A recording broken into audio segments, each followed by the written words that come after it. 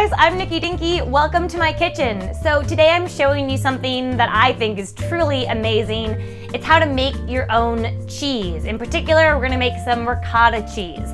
Now, cheese making can sound like a pretty intimidating thing, and there are some cheeses that are a little bit more difficult to make than others, but ricotta cheese is really, really simple. And before you know it, you're gonna have some fresh, creamy, beautiful ricotta cheese. So stick with me and let's get started.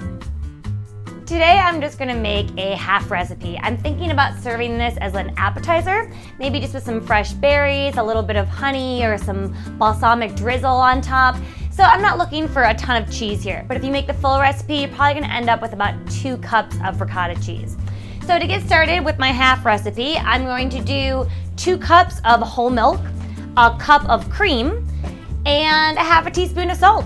All I'm gonna do is get that in my saucepan and bring it to a boil.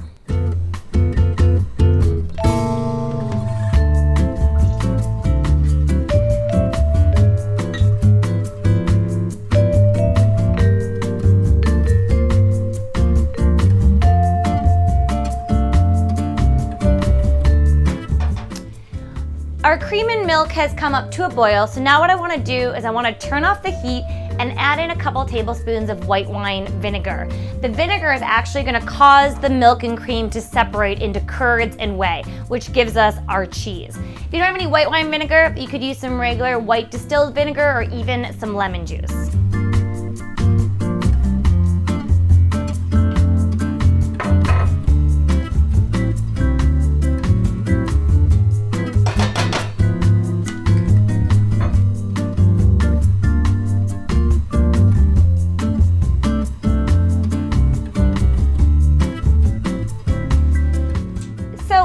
Once you add the vinegar, it really happens pretty quickly, this whole separation of the curds from the whey. And you'll look at it and think it looks kind of gross. You know, it looks like spoiled milk or curdled milk. You know, it's got kind of lumpiness in there. It doesn't look so great, but I'm telling you, it's going to taste really, really great. So what we want to do now is we want to separate those delicious little lumps from the rest of the water. And a great way to do that is to use a cheesecloth. This is just going to allow the water to slowly get through and make sure that we get every little bit of that cheese, because we don't want to lose any of the cheese through our strainer. So I'm going to put this on top of a strainer and leave it over a nice glass bowl like this, just so that after it strains, I can really let it sit there and let it make sure that all that water comes out. In a pinch, I have used just the mesh strainer. You lose a little bit of the cheese, but it does work. So just make sure if you're using something like this, it's got a really fine mesh, because we're looking to keep as much of this cheese together, and they're really small little bits right now. So let's strain this and I'll show you how beautiful our ricotta looks.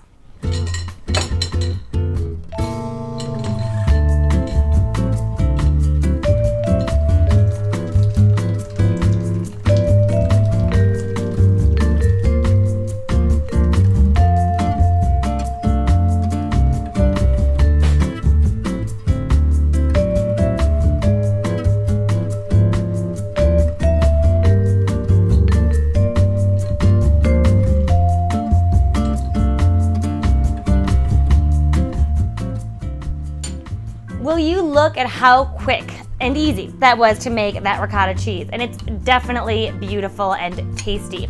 This is the point that you might want to give it a little bit of taste, make sure it doesn't need any more salt.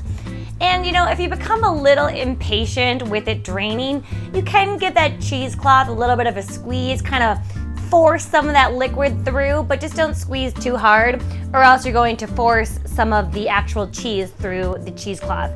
The best thing to do is just kind of let it sit there, but yeah, sometimes I get a little impatient. I just kind of give it a little bit of a squeeze. And the longer you let it drain, the thicker it's gonna get. I'm okay with mine being a little bit on the thinner side, because I'm kind of using it as a spread and as an appetizer, and it'll firm up even just a little bit more in the fridge. So to me, this is perfect. So guys, I definitely hope you make this one, because you are going to impress your friends with your homemade ricotta. As always, have fun in the kitchen, and I'll see you guys next time.